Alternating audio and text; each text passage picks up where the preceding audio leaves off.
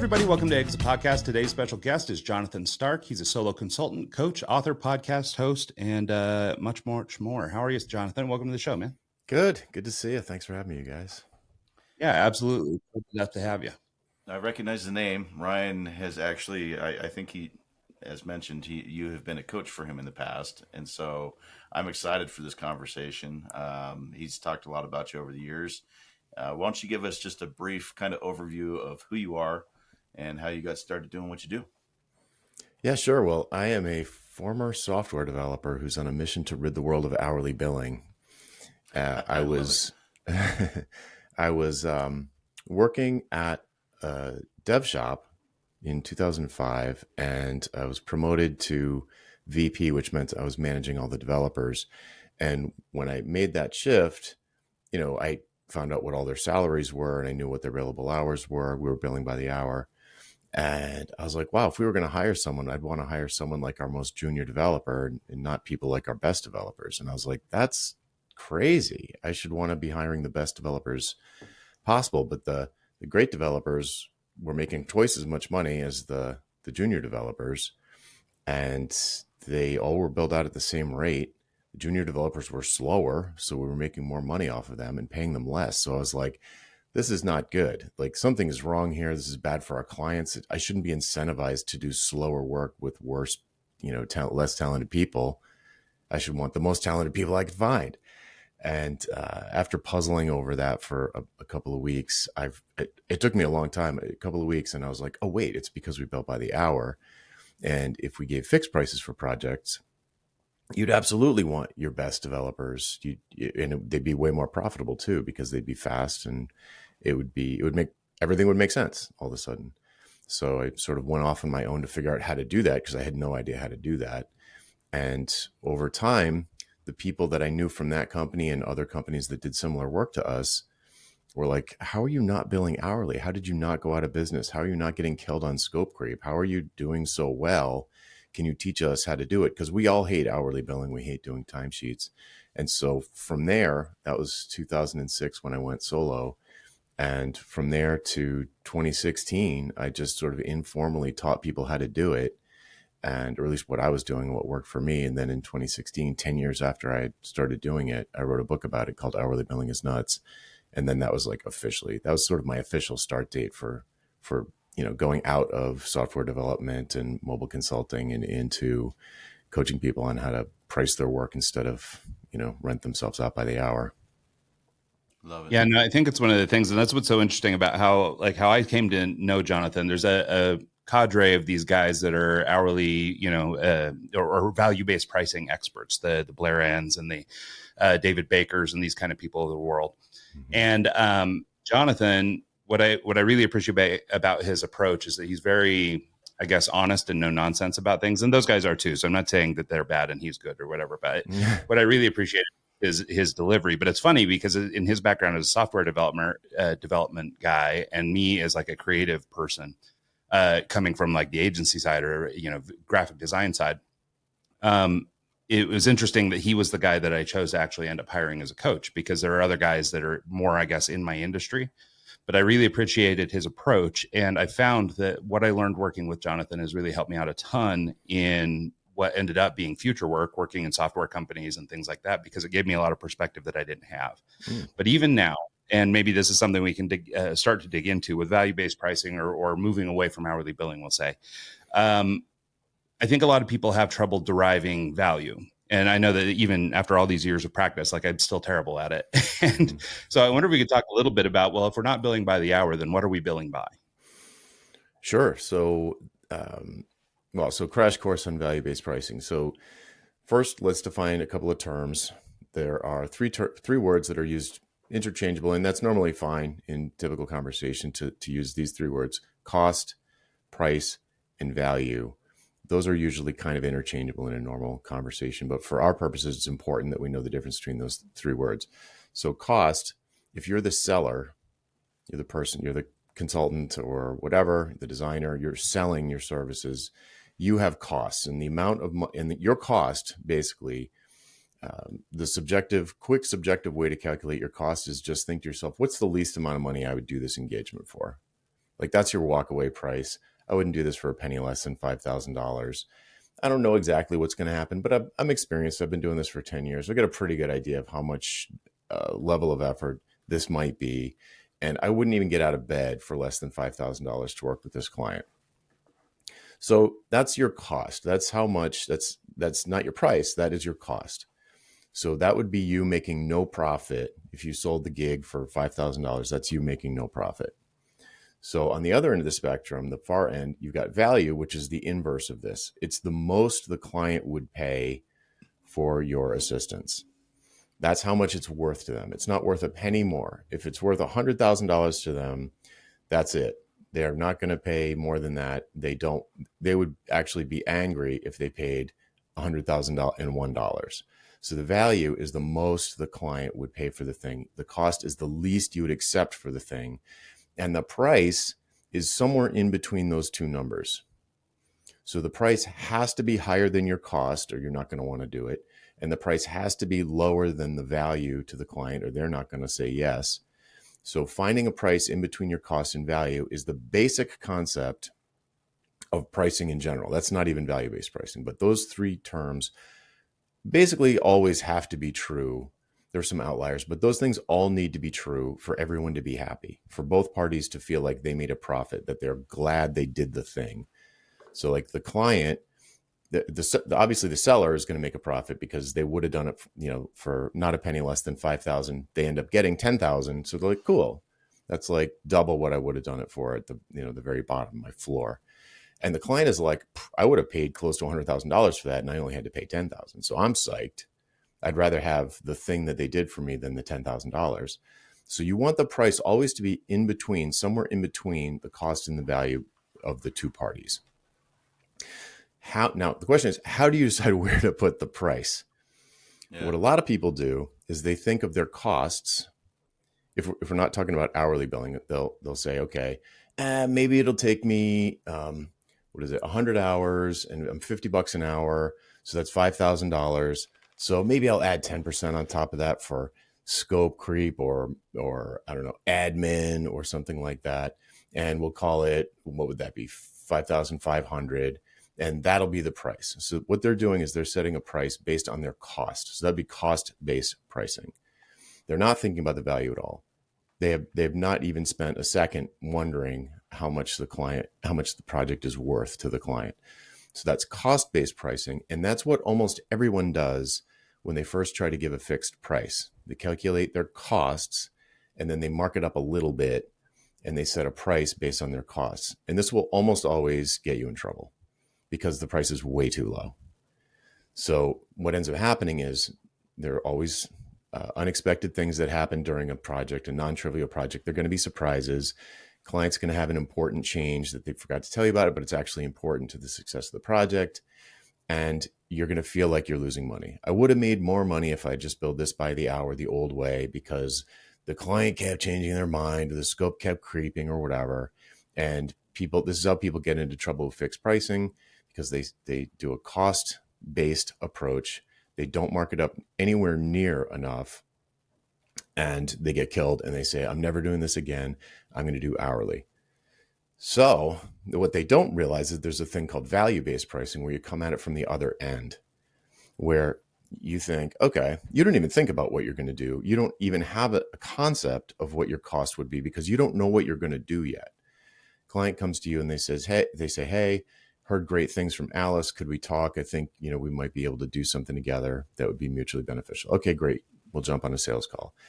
In that sales call, if you're not going to do cost-based pricing, you don't care what the scope is. You don't know what the scope is. It's uninteresting to you what the scope is. It doesn't matter because the first thing you have to find out is how much this is worth to the client. And this is where we get back to Ryan's original question. So how do you figure out what it's worth to the client? And we'll move on from there. So how do you do that? I call it the why conversation. Blair Enns, who you mentioned, he calls it the value conversation. Alan Weiss has a name for it. I can't remember, but this is just a way, sort of Socratic questioning way to understand why a client would bother even talking to you in the first place. And through this conversation, you uncover their underlying motivations and the business outcome that they're hoping that you'll contribute to. So yeah, and let me just interject real quick, Jonathan, on that why conversation. I actually just wrote down the why conversation right here. See, I still remember all this stuff. But what I really like about this, and I think it makes sense to maybe take a minute and really just kind of break down what it is I think that there's this built in, especially, and this is still my inner freelancer crying about it. But for a lot of people, I think that there's this fear, this sort of scarcity mindset where it's like, I'm willing to do anything to make this deal work. And what I really like about the why conversation, and I'll let you tell it, but there's a question in there that sort of is like, why me? And I think for a lot of people, that's like kind of that little gut check, like, oh man, I'm actively trying to talk people out of it. And I think if I remember right, I think that's sort of your point of view is you should be trying to talk people out of it, because if they still want to go forward, then by God, they're ready to buy. It's going to close. Right. So you might as well try and talk them out of it, because they're going to talk themselves out of it. So you'd rather, if you send a proposal and then they have all of these, you haven't already tried to talk themselves out of it, they're going to find ways to talk themselves out of it. They're looking for a way to disqualify you. So if you aren't there while they're trying to do that, then you've got no way to reverse any of their objections or address any of their concerns. So you might as well bring it up while you're on the phone with them, instead of not bringing it up, spending hours writing a proposal, sending it over, them coming back with objections, and then you doing it, trying to reverse their objections way later after you've already set your prices. It's almost too late at that point. You want to get all of that stuff on the table before you even decide to write a proposal. So it's just way easier and faster. It's just much less work to face that fear, because I admit that people totally freak out about doing this. It's the hardest part of the why conversation, is getting your mouth to say the words, why would you hire someone expensive like me? Why not get your cousin Vinny to do it? You've got people internally that can do this. They have the skills. Why don't you put them on it? Why don't you outsource this to someone in an emerging economy? Why don't you do all of these other cheaper things when you know I'm going to be probably the most expensive option? You might as well have that conversation, because if you don't, they're going to be thinking all of those things when they read your proposal. They see this really high price and they're like, well, why don't I just send this to my cousin Vinny? It's like, find out why they can't do that or why they shouldn't do that in their own words and put it in the proposal. It's a genius move. I mean, it's hard to get yourself to do it, but if you can get the answers to that question and the other two categories of questions, why this and why now, the proposal writes itself. It's their words that you put into a template that just completely explains to anyone smart reading it why they'd be crazy not to do this. The whole argument is there, and it's from them. So having that conversation up front, you're kind of like, by saying I'm the most expensive, why do you want to hire me? You're kind of alleviating that stress in advance and having them on the line when you're doing it. And I actually almost think of that as a sales ploy. Like, some people want the most expensive and you can get the same quality. They just it's like the Mercedes versus the Honda. Some people just want the Mercedes. Yep. And sometimes, having that high dollar mark actually lends you credibility over, not. Like, if you come in too low, lots of times people are going to just say, hey, he's not the right fit. His pricing doesn't make sense for us. We're usually in this tier. There's no reason we should go step down and go and hire someone who's low. Yeah. So it's kind of like an interesting concept to think about. Yeah, that's what I was going to add, is one thing that it does too is it sort of anchors you into a different bucket, right? All of a sudden, and anchoring is something they talk about a lot in the sort of value-based world, is this idea of setting sort of, high watermark, right? And if you come out there and you're the cheapest guy in town, there's nowhere to move. You can't build up or add dollars or whatever you need to do.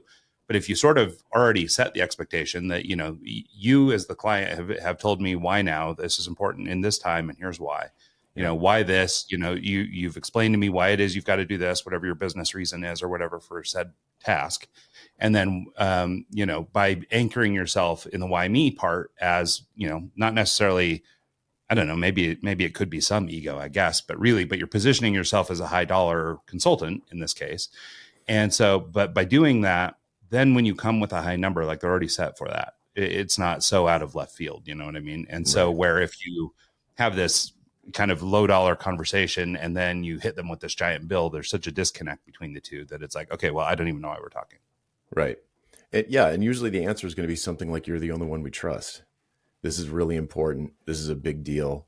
And you came highly recommended from the only person I trust about this kind of thing. Or we read your book, or we've been listening to your podcast for 3 years. There's no one else we want to work with. We know you're going to be the most expensive, but it's worth that investment because this project is a mission critical for the business. And we wouldn't even know who else to talk to. We're not getting some from Upwork, So yeah, does this mean doing some marketing and positioning yourself as an expert at some particular thing, becoming the go-to person for some particular thing? Yes. Does that take a long time? Yes. Is it worth it? Oh yeah. Yeah. No, well, and one thing that I love too, and this is, going back to why I thought Jonathan was a great coach years ago, was that the engineer brain does something that like the agency creative brain doesn't, or the freelance graphic design brain doesn't, which is there's a little bit more pragmatism built into this approach than there is in, like, if I go to another, creative guy, another agency guy or whatever, or a designer who can sort of empathize with my, squishy heart that doesn't want to make anybody upset, or whatever. But the pragmatic engineer brain looks at this, and you're solving a business problem, which is really the more mature or the appropriate way to look at a customer's problem, right? I mean, they're bringing you a business problem. This is integral to their company. And meanwhile, most creatives, or a lot of creatives anyway, are sort of saddled with this guilt, and they want to do whatever, but they're more focused on how they feel about it and not wanting to hurt your feelings than they are on the actual business outcome.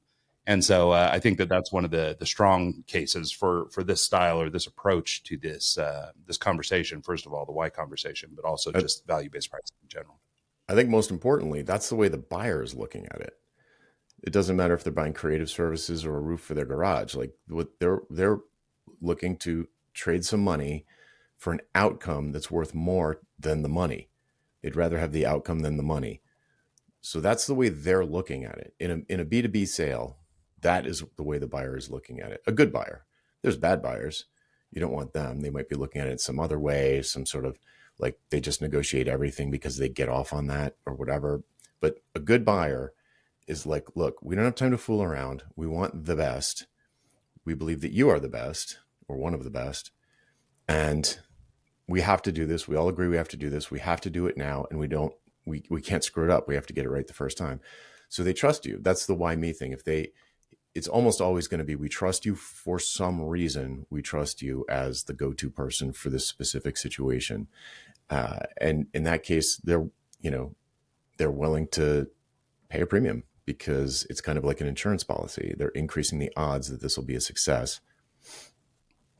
So you have the why conversation with them, and you kind of alleviate that stress coming out of the gate. Now it's time to put the proposal together. Do you ever talk numbers in the why conversation, or do you avoid that until you put the proposal together and send it over? It depends on what you mean by numbers. So I say numbers, but I won't say my prices. Some people are so good at, I think Blair Enns, who mentioned a couple of times, I think he is comfortable talking numbers in the initial sales call. I need to think about it a little bit. I need to think it through a little bit. I can't do it on the fly. I can, but I usually regret it. Sometimes I do it, but I almost always come in low. And then later I'm like, I didn't ask a couple of questions. So I recommend to people, don't talk prices in the sales conversation, the sales interview. Don't even think about, I don't even think about the scope of what I'm going to do until after we're off the phone. And I've got a sense of what the value is. And it's like, I brainstorm, like, what are 3 different ways I could approach this, 3 different tiers? But that's not your question. The question is, do you talk numbers? Yes, I do, but not prices. So I'll try and calculate value in the call. So I'll say something like, because I want to anchor high, like Ryan was saying. So I'm positioning myself as a luxury option, like you said, Mike, but I do want to position my prices as trivial compared to the potential value of the outcome. So I want to find out what they're planning to do. Like, let's say I'm going to build them some internal software system. And through the course of trying to talk them out of it with the why conversation, like, isn't there some easier way to do this? Couldn't you buy something off the shelf? Is there really nothing out there good enough? Couldn't you get Salesforce and modify it instead of building something from scratch? And as they answer these questions, they're going to say things like, well, we could do that, but that's going to be kind of expensive too. And really what we want to do is have an internal asset, because in 3 years, we want to sell the company and we want to have a proprietary software system in-house that will be part of the valuation and asset for the business. Now, all of a sudden, we're not, instead of talking about features and what color they want the buttons to be, which is the normal conversation you'd have, now we're talking about real business outcomes and how they believe you can contribute to maybe reaching that goal down the road. So then I'll start talking about, well, how do you really know that investors are going to care about that, or buyers are going to care about that? And they'll give me answers. So I'll say, okay, well, like, how much difference do you think it would really make? Because here's where I'll say a number. I'll say, if you're going to pay me $1 million, let's say you pay me $1 million. Are you going to get positive ROI on a sale in 3 years if the price is $1 million? And they might say, well, right now we're doing, whatever, we're doing $10 million a year, and the multiple is like 2 or 3 times EBITDA. And if we believe, and we've talked to buyers who say that this would increase that to maybe a 5 or 10x multiple because it would be perceived more like a SaaS, then yeah, it's worth $1 million for sure. Which doesn't mean I'm going to set the price at $1 million. That's maybe what it's worth to them. That's in the ballpark of what it's worth to them. I might be able to set a price that's 100,000, 220,000, 500,000, 3 different prices, 3 different levels of involvement. And they're going to say, hell yeah. Like maybe they'll say, give me option 2 for sure. Or 3. I set my prices too low and they pick 3 right out of the gate. So I won't talk those prices. I just need to think it over personally. And it works. It's fine to think it over. You don't have to do it on the fly. I never gave prices. Yeah, you mentioned, like Blair might be the kind of guy that's expert enough to come out and do that, in a call. But I think, and I'm not like the Blair Ann's expert, but I believe that, he offers sort of a suite of services, and, so he probably knows his deal and he knows what it's going to cost. And, but like, if you're I just keep going back to my example, but like, if you're running an agency or something, like, the scope is different, or there's this or that. And I think if you just come out with an answer like that, like, it almost looks maybe a little amateur, like, oh yeah, no, it's going to cost this amount of money. I don't even need to think about what you're saying. Don't worry about it. I already know. right. So I think it's somehow worse to come out with like something that looks like a number. But to the point that Jonathan made about, anchoring really high, in this case, he said $1 million, when he drops a $500,000 invoice or a $500,000 proposal, Well, yeah. They go, oh, wow, God, that number seems awesome. That seems low by comparison, And and so it makes it all the easier to go, oh, okay, well, that seems right. It doesn't seem like he's ripping us off. He knows he could get $1 million, but, he's offering or asking for less, and I think it actually does build some credibility. So I think it's good to say numbers, but yeah, I think it's hard to commit to stuff too quick. I want to talk about their numbers, not my numbers. That's basically what it boils down to. That makes sense. Yeah. I had a call the other day, and it was, are you available on this day? Can you do it? And I was already booked, and I could make arrangements to get someone else to do it. And I just threw out a number high, just more to see if they were actually legit and if they actually wanted me, rather than just wasting my time. And that was the vibe I was getting as they were price shopping. And so I just threw out a high number because it was another thing on my plate that I didn't need. And that's not normal for people like you, but in my industry, I get that a lot. And so sometimes I will just throw out a high number just to see if they can even play in that ballpark. Yeah. So that works too. Yeah. Yeah. That takes a lot. So the situation that you just described is exactly the time when people do that, which is, I don't want this job. I'm getting bad vibes from the client. I don't need this work. I don't need it. So like, that's the situation. If you're in that situation, you can do a much better job with these conversations, the why conversation. You don't want to go into any sales meeting desperate for the work. It's like, get your cash flow figured out. Do not be desperate for the work. Even if you really need the money, you have to come across like you don't need the work, or you won't be able to make yourself really ask these questions, because something in your brain is be like, I really need this. I really need this. You're going to lowball. You're going to agree to things that you know are red flags. You won't even see the red flags. They'll just zoom right past you. And then 6 months later, you'd be like, why did I do this again? So I wanted to ask, and this is probably something you encounter a lot. I know it was a big struggle for me, and it's still something I struggle with now. But it's making that shift in perspective to caring more about them than about yourself, right? And like as we were talking about in the why, with the why conversation, you're trying to uncover their numbers or you're trying to understand what their needs are. But I still think a lot of young entrepreneurs, especially, but even senior people who just aren't great at this, still go into the business sometimes looking for the objectives of their company, not looking at the objectives of the other side. Mm-hmm. So in your coaching practice, like I imagine you encounter this sometimes where you've got to help people try and flip their script a little bit and get used to seeing things from the other side. Are there any tactics or tricks or things that you work on with you, the people that you coach in terms of trying to help them shift that perspective sort of permanently to I guess I've heard people call it, sort of like a service mentality or like I'm going to serve you versus a serve me kind of attitude? Right. Well, it's more of a worldview. I don't know if I've got some tactics that help with this, but the big thing is the worldview of like, let's say I'm talking to someone who's in this sort of mentality of like, yeah, but I need, this is what I need. This is the way I want to work. This is the kind of work I want to do. It's all me. And I need to flip them to a world in which they understand that the way to get what they want, all those me things, all those I things, is to create value for other people. It's the only way, the only legal way.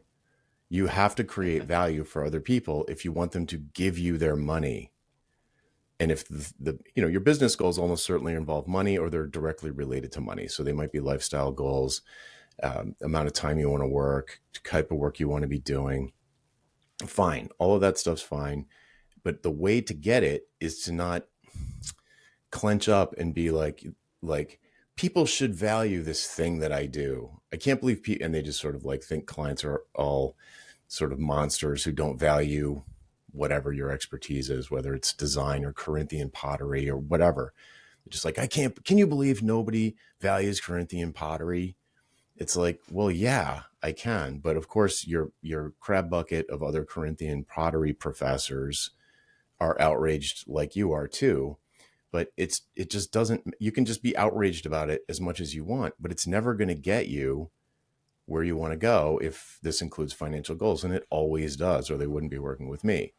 So if you think about it, so I'd try and flip the thinking. It's like, let's say that every single client you ever worked with was so happy with the engagement, the outcome, the results, that they built a statue of you in front of their building and they told all of their colleagues that they have to hire you for this particular thing. How would your business do? It would be great. Like if I sort of half jokingly tell people your product, like maybe you think your output, your deliverable is like wireframes, or your deliverable is a code repo, or your deliverable is features. No, your deliverable, the thing your business makes, is customer satisfaction. Ideally, customer delight. That is the thing you make. And if you're not making that, you're going to go out of business. So how do you make that? How do you make customer satisfaction? Well, it's a lot easier to make customer satisfaction if in the sales call, you get them to explicitly tell you what is going to satisfy them. Instead of saying like, oh, we need design.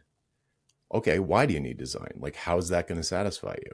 Why would you spend $500,000 on a brand redesign or something? That's crazy. How's that going to make you money? How's that $500,000 that you paid me not going to harm your business? And if they have an answer for that, then there's a gig. Then there's a possibility of working together. And they'll specifically say through this questioning process what they're going to measure to know that you did a good job. Because right now they're measuring something that tells them they need a brand redesign. So they've detected something that indicates to them that they need a brand redesign. Could be someone in the locker room at the country club told them their brand looks terrible. Could be that they had McKinsey consultant come in and say your brand is awful.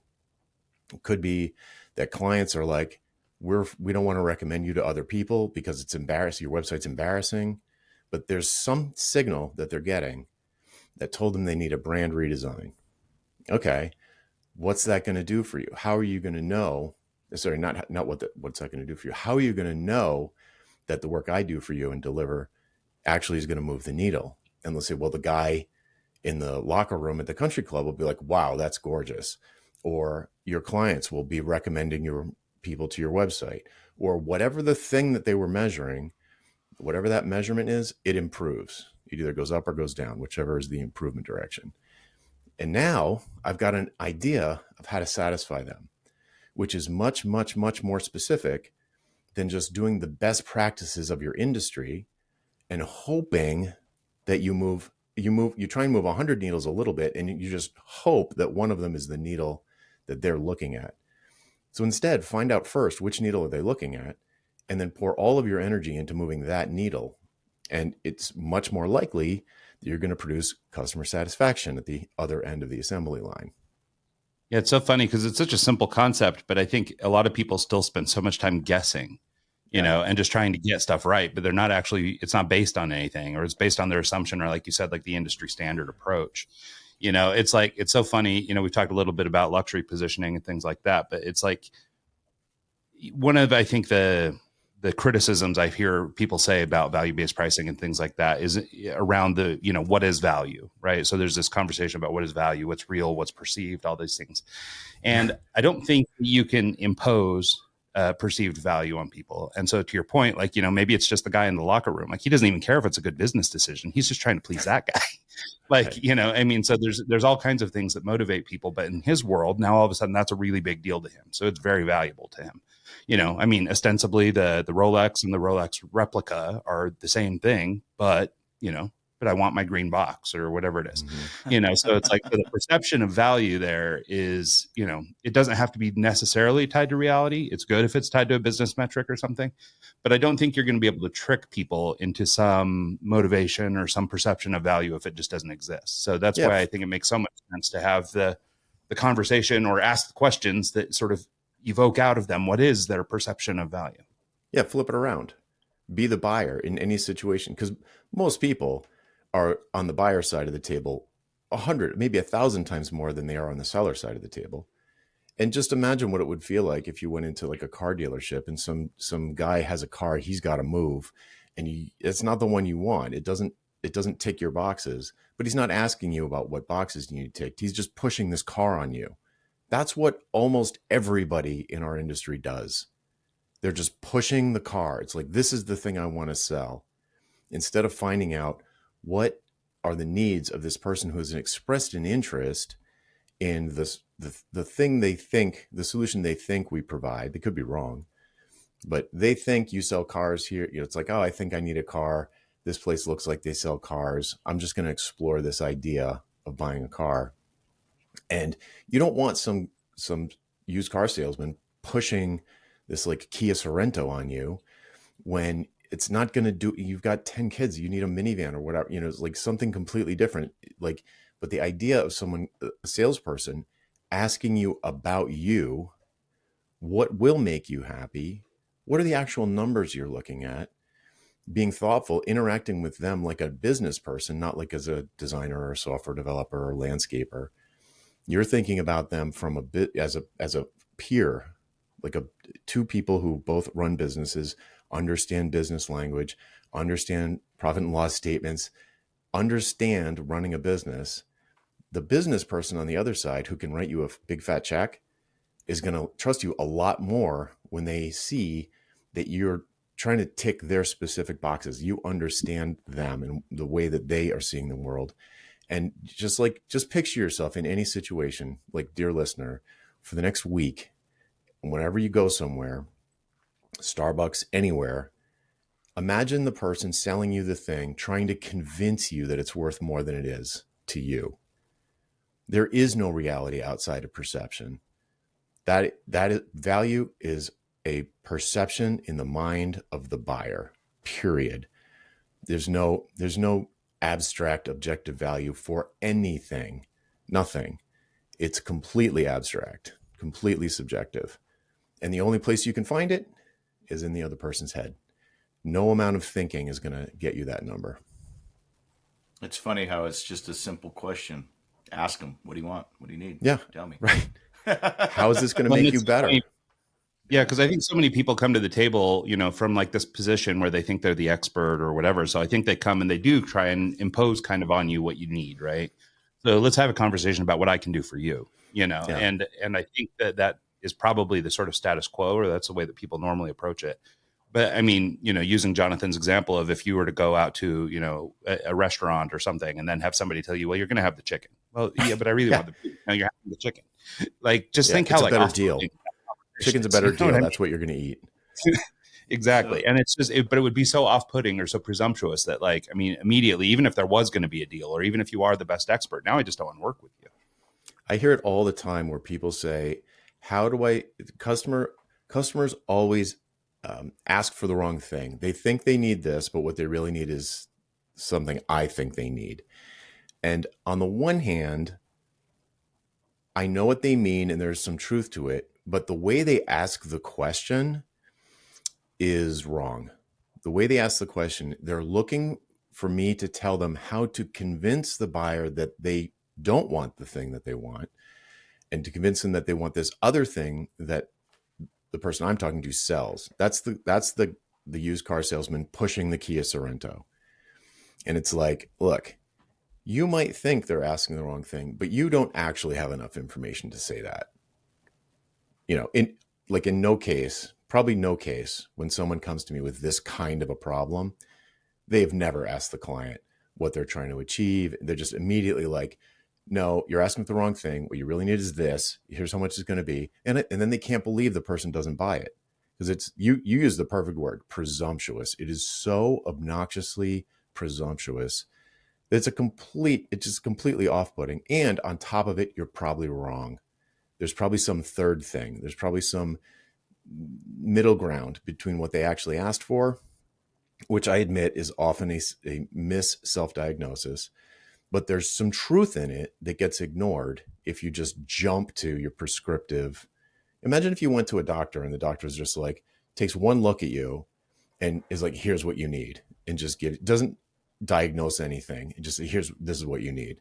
You'd be like, that's probably malpractice. Like, and that's the feel I get when people are like, oh, they're always asking for the wrong thing. It's like, well, you might want to drill into that a little. Yeah, no, I love that. Well, and like using your example of the guy in the gym that, got the word from his buddy at in the gym that his logo was bad or whatever. It's like, it doesn't take much more than that to be perception. So how could you possibly guess at that? I mean, there's no Right. chance that you as an expert are going to come and with all your business wisdom and what's worked for other clients and all these things, like you're never going to land on, oh yeah, there was that guy at the gym that he was. It's working always out way with. more nuanced. Yeah. It's way more nuanced in reality. So you get the conversation out of the way. You know Yes. the why, the Simon Sinek why. Where do you go from there? How do you put a proposal together that is in the ballpark, that's not going to offend them, but is not going to leave you to where you're dealing with scope creep and problems down the road? You need to adjust for like changes and pivots, but you don't want to go too high, but you want to go too low. How do you actually kind of figure that out? Yeah. Perfect segue. So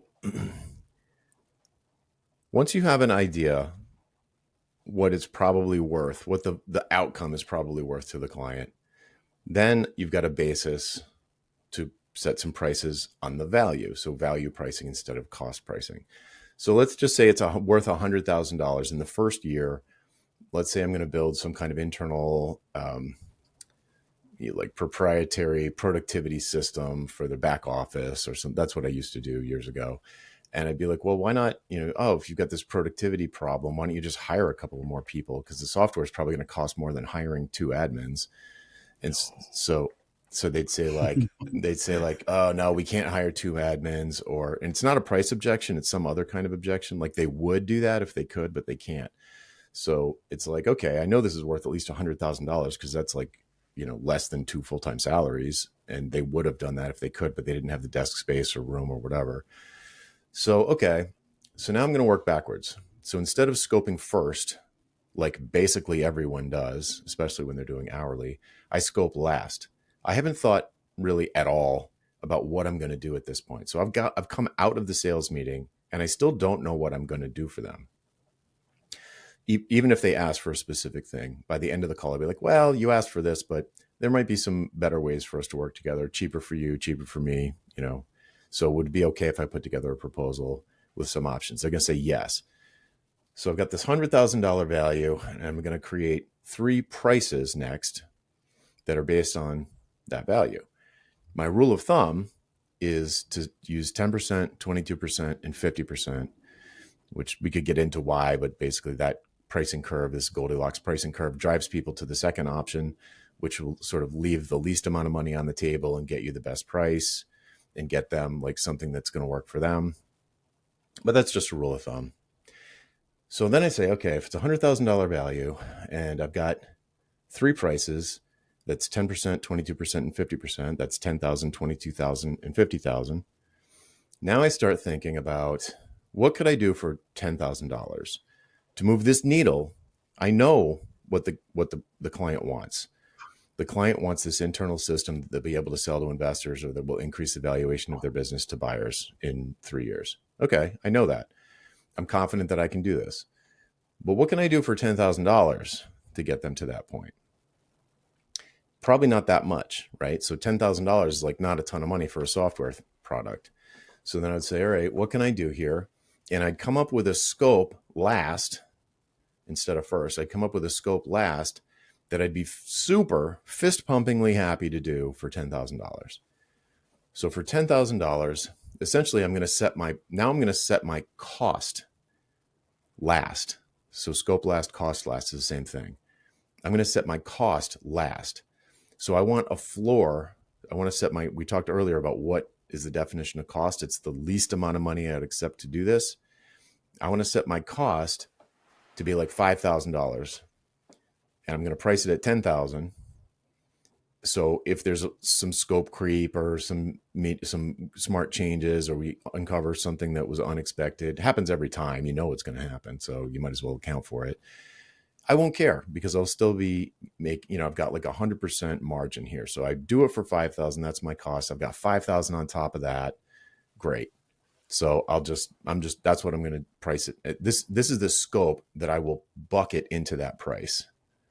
And so for a project like this, it'd be a little bit of a stretch, but probably I would do analysis with recommendations by interviewing the key people in each department, find out where the bottlenecks are, and come up with an SOP for clearing those bottlenecks without writing any software. So it would be something that would actually improve things, and there would be a binder, like a 3-ring binder of procedures for all of these, maybe identify 2 or 3 bottlenecks in the business, and it gives them a meaningful improvement. If they implement it, it gives them a meaningful improvement, and it could be the basis for software that they build at one of the higher tiers. So maybe and then I do the same thing at the $22,000 tier. I'll say, all right, what could I do? First, I'm going to do the analysis. I'm going to create the binders, the business logic of the workflow.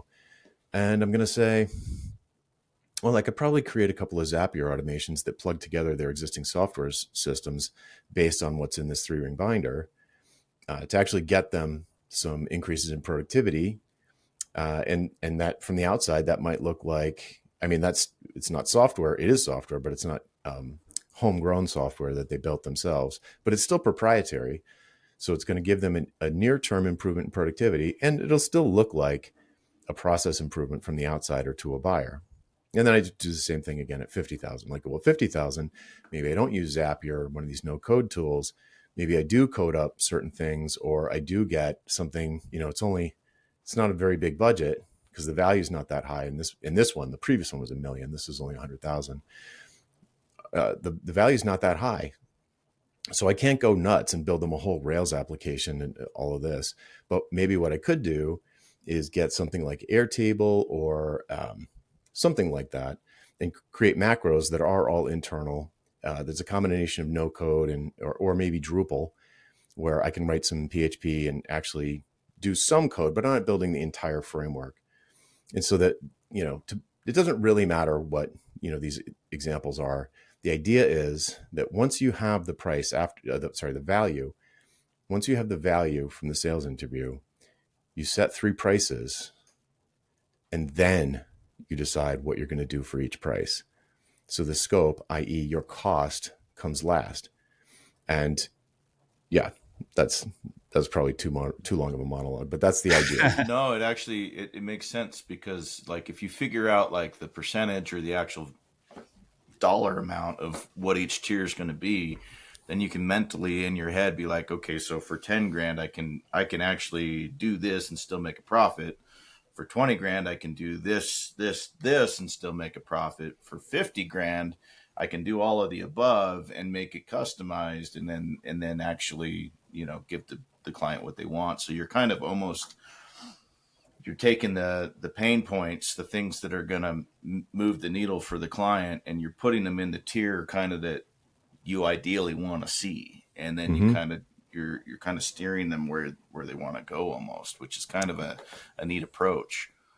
Yeah, it gives them options to choose from without having to like, if you just give them one price, a lot of times they're going to shop around and they're going to take it to other people and say, hey, can you beat this price? But if you give them 3 options, now all of a sudden they're deciding what's the best way to work with you instead of should we work with you? And they'll start to have internal conversations around like, wow, should we pick 2 or 3 or like 1 or 2 or whatever? And then they're having those kinds of meetings. And, it's less likely that you'll leave money on the table, because you got a big range of options for them to choose from. So if you just gave them the $10,000 one and they would have bought the 50 if you had presented it to them, then yeah, you left money on the table. But I mean, this approach is a proven, tried and true approach. Yeah. So one thing I'd like to get into, there's actually a couple things I want to hit before we run out of time with you. But one thing, just as it pertains to sort of wrapping up the proposals thing, I just got back from London. I was out at this creative conference with a bunch of other agency owners with this guy, Mike Janda, that's like one of these business coach types. And I was out there with a bunch of other guys that are sort of in my position, running small agencies and doing this kind of work. And the conversation came up about, deposits and how much do you take down and things like that. Mike proceeded to go through everybody in the room and, raise your hand. How much do you ask for up front? All that stuff. And you go, oh, well, I take 25%, I take 50%, that kind of stuff. Well, I was the only guy in the room that said I take 100%. Yeah. And that's something that I learned from Jonathan years ago. Mm-hmm. Now, I will say, just, in total transparency, I do make exceptions on huge projects. Like we did a $100,000 job $100,000 job this year. And we, broke that into 3 payments or whatever, it's a bigger chunk of cash to come up with. But pretty much anything, I would say sub $25,000 or $30,000, we will charge 100% up front. Mm-hmm. And that was something that I sort of have installed at Jonathan's coaching. And so I wonder if you talk a little bit about just sort of your philosophy on, deposits and guarantees, because I think that's unique in the space. Sure. Well, I didn't invent it, that's for sure. This is definitely from Value-Based Fees by Ellen Weiss, which is was my Bible for several years. But the idea is pretty straightforward. And it's that one of the benefits of giving a fixed price in the first place is that you can ask for 100% upfront. If it was an hourly estimate, you couldn't, because you don't really know how much it's going to be. Nobody knows really how much it's going to be. So you couldn't ask, you can ask for a small deposit or something, but if you don't know how much it's going to cost, then kind of out of luck. So giving a fixed price allows you to do this in the first place. And I suppose if there's anything sneaky about the whole proposal approach or the whole value-based pricing approach or the whole why conversation approach, it's that asking for 100% up front is purposely, you don't actually need 100% up front. It makes your life better, time value of money. It's more beneficial to you to get the money up front. But like you said, it's probably fine to break it into 2 payments or to break it into 3 payments, especially if it's bigger. But the real sneaky piece of it is that they're almost certainly not getting any other proposals that are asking for 100% upfront. It's really going to stand out. And what ends up happening is they don't even negotiate the prices. They want to negotiate the 100% upfront piece, because that's the more shocking piece. So it's like, okay, wow, these prices look pretty good, but 100% upfront, like that seems crazy. Couldn't we break it into like 50-50? That's usually the thing. Could we break it into 50-50, 50 upfront, 50 on sign off? And then would talk them into 2 payments, not based on sign off, because chasing people for the last payment is a nightmare for both parties. But if they want to negotiate the pricing terms, great. But guess what? We're not negotiating the prices. So I kind of don't care when they pay me, as long as I know they're going to pay me on a particular schedule. Like, some upfront for sure, just to make sure they're real and make sure they're bought in. But then, second payment in 30 days or 60 days, if it's going to be a really long project, that's fine. I'll concede that. I'll work with them on that. If they've got some, I don't know, if they're waiting for funding or they've got some cash flow thing, like I'll work with them, or maybe I'll even work with people in terms of like, well, if I can start putting your logo, if I can use you in my marketing materials immediately, or I'm totally fine negotiating stuff like that, the terms or whatever, but I'm just not going to negotiate the scope or the price. That's that. And like, when I go to send the proposal, I'm like, okay, am I sure I'm willing to lose this project if I swung for the fences a little bit too hard? Am I okay to lose this at these prices? And because I'm like, I know I'm not going to lower them. I've never done it. So, okay, boom, there you go. There's your proposal. And the 100% upfront, that's a negotiating point. That's something you will concede if you need to. But wildly, much to my surprise, it's a great observation. Yeah, much to my surprise, probably 80% of my clients just paid it upfront and never mentioned it. So I was it's funny because I didn't even think of that aspect of it. Because I just installed it because you said to, and so I started doing it. And then I found nobody pushed back on it, with the exception of people asking for, hey, can we break this up over a couple of payments or whatever? But you're right. They never come after the price. They always go after this. And so it is kind of funny because, I guess it's just that psychological thing, right? The pain point wasn't the price. The pain point is coming up with all of it now. Well, you're almost pivoting the pain point, right. Like you're kind of sidetracking the fact that, it's really expensive. But now that you're giving them the option, and like if you come at them and say, hey, I want 100% up front, and then you kind of relent and you take that, okay, we can do 3 payments. Now they feel like they won, but they didn't negotiate the price. So it's like a win-win for everyone. You just it's like a psychology kind of like trick that you're playing that's working. And I kind of like that. And I will say one other aspect of this too, and you hadn't touched on it yet, is there's sort of a guarantee built into your proposals too, which is this idea that, I guarantee your happiness, or your money back. And this is a pretty scary thing for a lot of people too. And we've imposed it even on these bigger jobs. It's still like 100% of your money back if you're not happy. Luckily, nobody's ever claimed it. But having it out there at the same time is, I think another one of those things. It's like it just takes all the pressure off the price. And then you've got this new shiny thing, which is the terms. And now you've got this thing to argue about that's kind of arbitrary. Yeah. And just to be clear, I do all sorts of different kinds of guarantees, and I recommend doing all sorts of different guarantees because it's a question of how much risk, who's going to shoulder how much risk between you and the client. And usually that depends on the engagement, what kind of guarantee I would recommend for someone.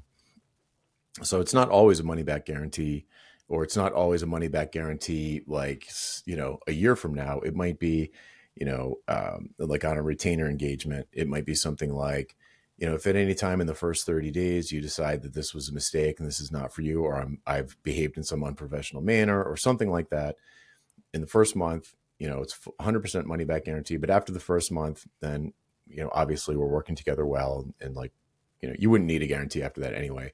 But the thing about the guarantee is it's important, because some kind of guarantee, because if you're getting a fixed price and you're getting, some or all of the money up front, it's possible for them to think, well, now he's incentivized to cut corners and just finish this fast and maybe not good. So, okay. So how do we reverse that fear? How do we address that fear or reverse that objection that might be sneaking around in their minds? So if you know what those objections are, if you can find out what those objections are ahead of time, or if there's kind of obvious ones based on the sort of offering, you can just reverse those. So like maybe the thing is, like just a small thing, like if you imagine a sign up, if someone's signing up for your mailing list, what's the thing they're worried about? They're worried you're going to spam them or sell their email address. That's what they're worried about. So you just say right there, like, don't worry, I hate spam too. I'm never going to, I'm never going to share this with anyone. And I'm only going to email you the thing that I told you I was going to email you about.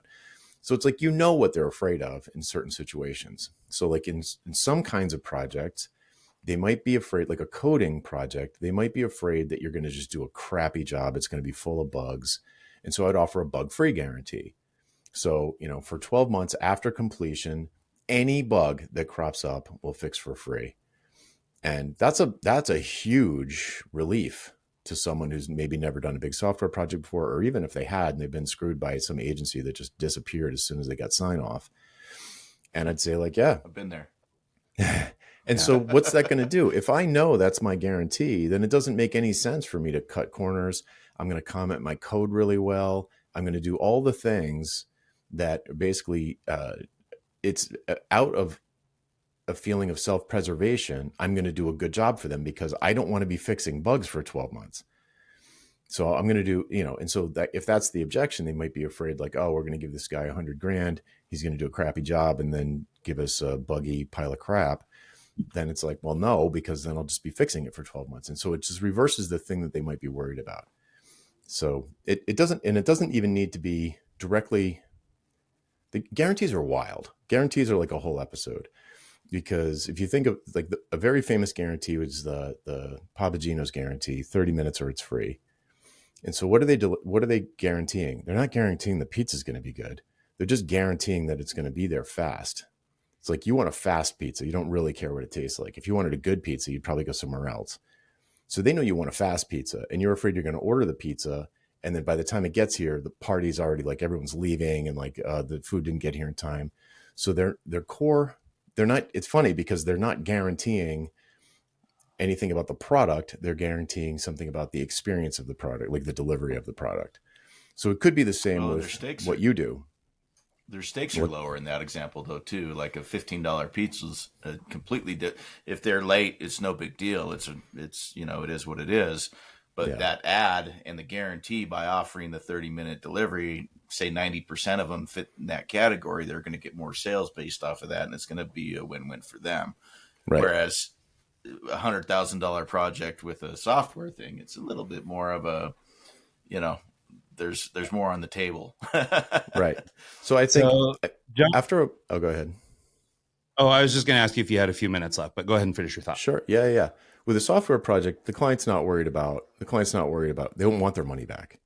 Like after a year of working on a software project with you, they don't want their money back. They'd probably still sue you, even if you gave them their money back.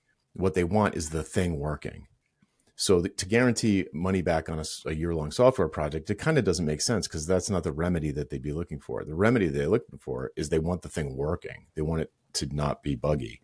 So it's a more appropriate guarantee, in my opinion, to give a bug-free guarantee and not a money-back guarantee in that case. On the total flip side, for something like a $25 ebook, 100% money-back guarantee makes total sense because you made the book, like there's zero incremental, cost to sell it another one. And if somebody doesn't like it, you'd rather give them their money back than have them say, out there saying this guy's a jerk or doesn't know what he's talking about. So it really depends on what you're selling and your risk level and what the client's worried about. So it doesn't, you don't want to guarantee something that they don't care about, right? That wouldn't make sense. So this again comes back to the why conversation. Yeah. It's funny how many of these things are sort of like looped together in terms of like risk mitigation, right? I mean, like you're setting at ease, like basically all the things that the, prospective customer, the customer has before you even get there. And, so, I mean, it's pretty clever approach, I think.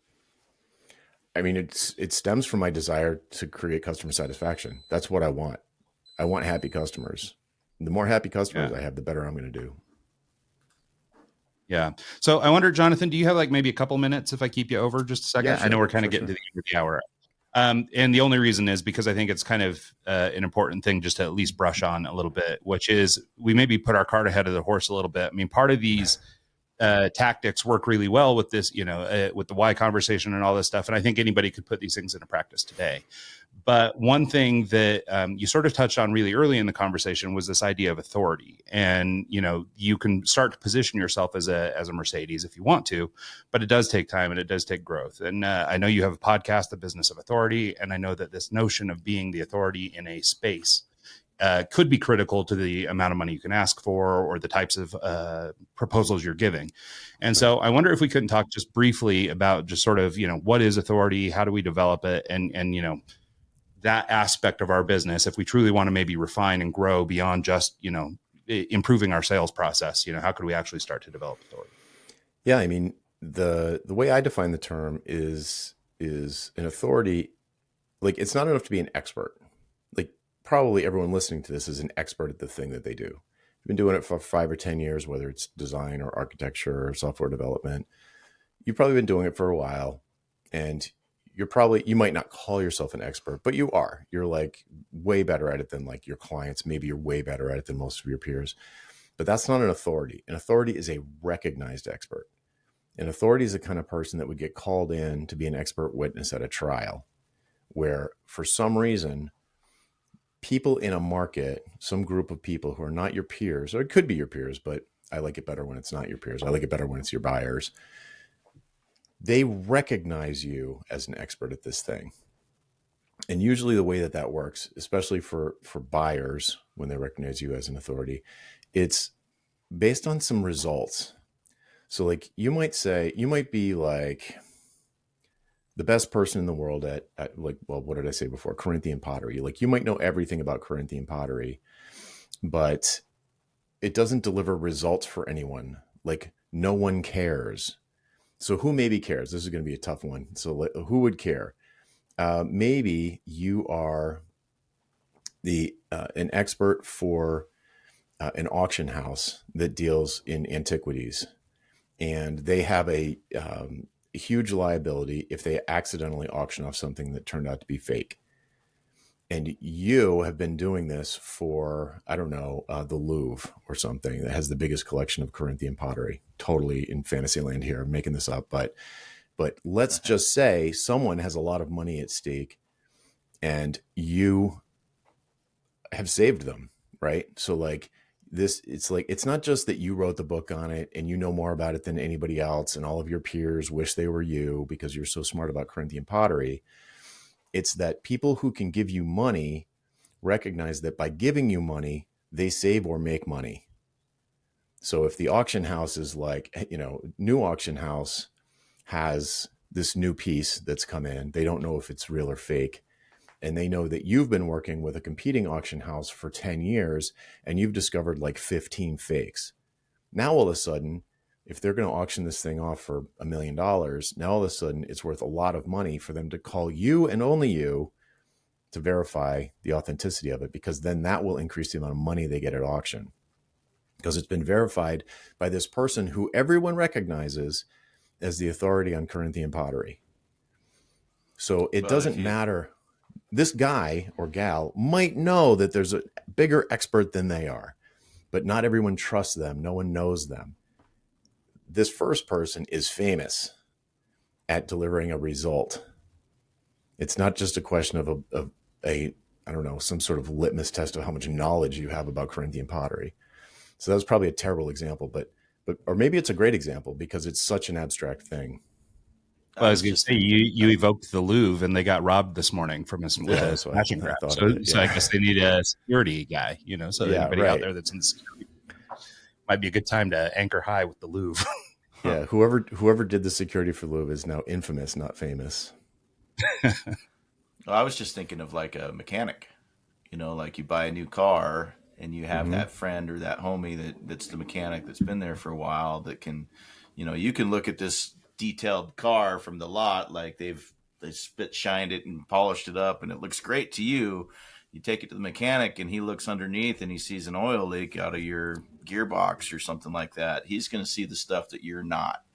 And that's why you always have that second opinion. That's why you have the person in authority, the person that knows what they're talking about, look at it and be the professional. And, whether it's a logo or whether it's a speaker, it's all a matter of who you know and how much they know and how much, accountability and reliability that you can put on that person.